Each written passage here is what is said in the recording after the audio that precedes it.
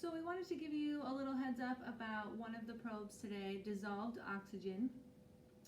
You have a couple different probes that you're going to use after you do your width and your depth measurements at the river, and those involve using that LabQuest. So you'll grab your LabQuest out of your river bin.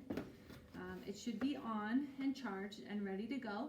All you'll need to do is plug in the different probes to the LabQuest. So the first one we're looking at today is this one, dissolved oxygen. It's a pretty fragile tool, so it does come with some bubble wrap and some foam in the box. We want to make sure we keep that part clean and dry as we're using the tool. But all the probes have this nice white hook or clip, I guess, at the bottom to make sure that you're putting it into the right spot in the LabQuest. And once you snap it into the LabQuest, the reading automatically pops up. Now this, of course, is not super accurate because I'm not in our river today. This is our river. So as we are getting our stuff set up, a few things to keep in mind is this part of the tool obviously is water prone. It can be in the river, but we do have one part of the tool that is not, which is our unit switcher. So you want to make sure to keep the switch out of the river.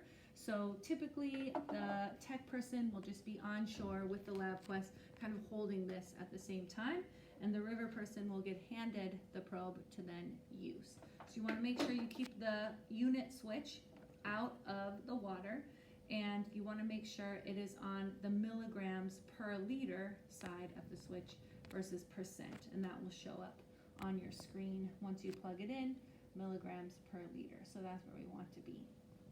So as you're getting this set up, this will be held safe on shore. To get this initiated, you are just going to screw off the bottom section of the DO probe, which includes a wet piece of sponge. That keeps everything in here from drying out. So we want to make sure we keep track of this cap and sponge. We don't want to lose track of it. So I'm just going to set it carefully into my LabQuest box, or I could even keep it in my team cubby over here. As I'm getting this ready, I've got my sponge in a safe spot, and we also have this cleansed water or distilled water to make sure I give this a rinse. And so that's getting rid of any impurities that might be on there from the previous group or dust that's maybe collected. And you can see this plastic part is covering the sensor. So I just want to make sure I get the water filled to the sensor, and then I can just dump that into the river or the weeds wherever I'm at. So I've cleaned off those impurities, giving it a rinse. I'm now ready to measure.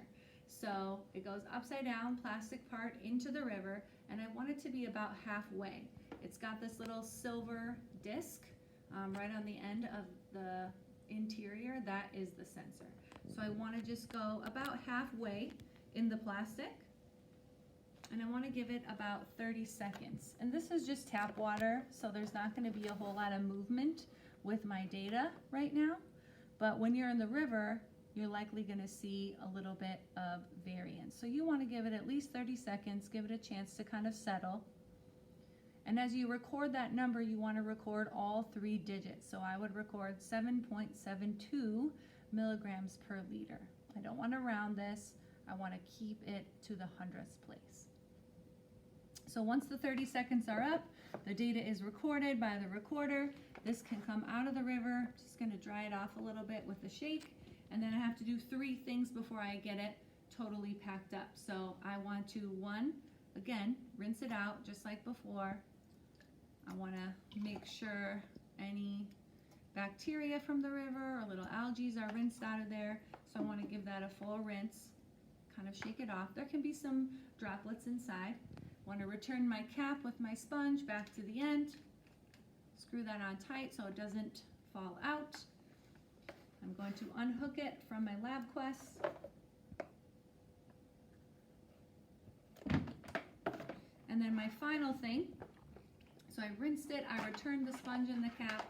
My final thing is just make sure all my cords are nice and organized, accounted for. I'm going to just wrap this up in my bubble wrap and return it to the DO box and back to my box so it stays put while I complete my other LabQuest measurements and that is the DO, or the dissolved oxygen.